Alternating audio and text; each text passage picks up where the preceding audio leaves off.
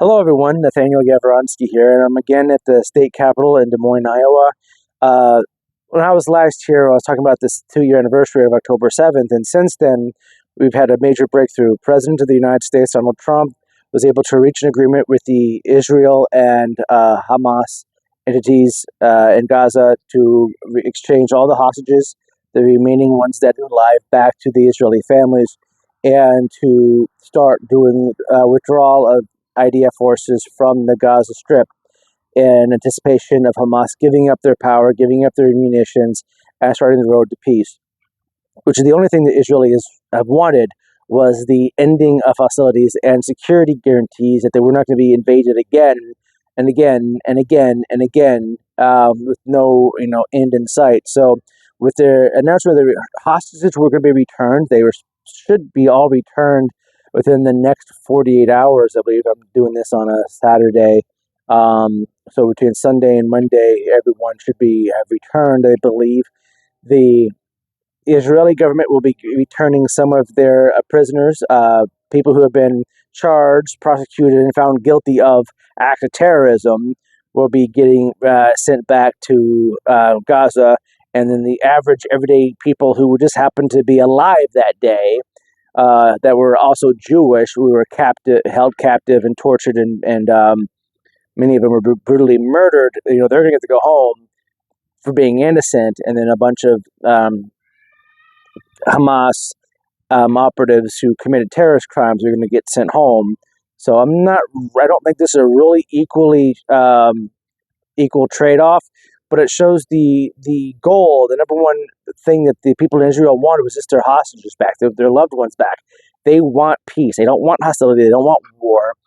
A lot of times war is decided for them, and they wanted their people back. And once they got them, they were willing to give up quite a bit.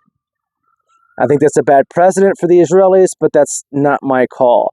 Witkoff and Jared Kushner were in Tel Aviv making the announcement. They were there today, actually. Trump's going to be traveling to Israel to be addressing their parliament, their Knesset, on Sunday or Monday, depending on what time zone you're in. So that's a pretty big deal.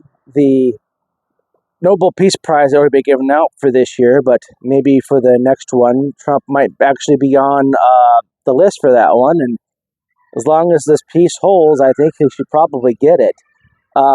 There's a lot of nuance. There's a lot of things that really haven't been discussed yet. There's a 20-point plan in this peace proposal.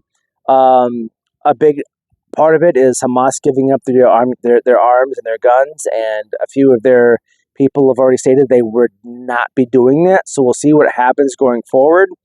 I will say that Bibi got booed when his name was brought up in discussions in Tel Aviv.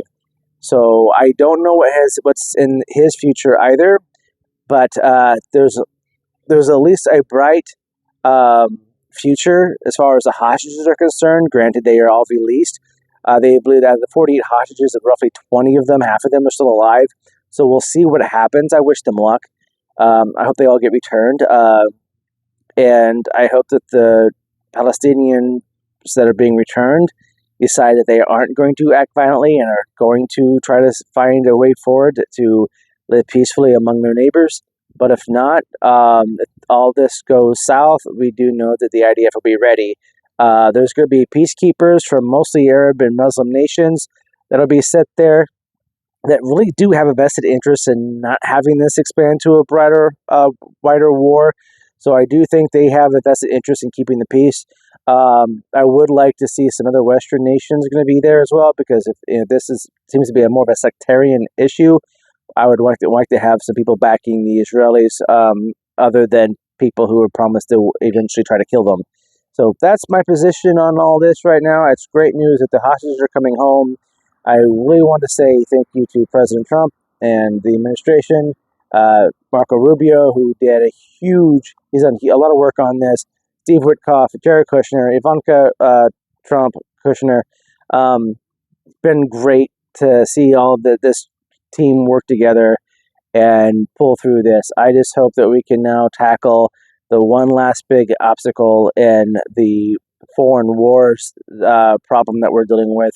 And I think we'll be going full steam ahead on that again. But one more war and conflict that's been shut down, winding down, and I think we are witnessing. I think this is probably. I don't think any other world leader ever has put so many wars to bed since other than Donald Trump. So I'm really proud of the country right now, of the United States, and for what the United States has done by ending wars, compared to expanding them or starting new ones. So that's what I'm grateful for. So everyone, thank you for watching. Please like and share, leave comments. Let's hope this peace still holds, because we got one more peace deal to negotiate, and then I think we'll all be better off. Anyway, I'm taking off, heading back out east. Had a good time with Joni Ernst and Secretary Noem today, along with all the Iowa delegation. So heading back out east. Hope everyone has a great time. I'll talk to you all soon.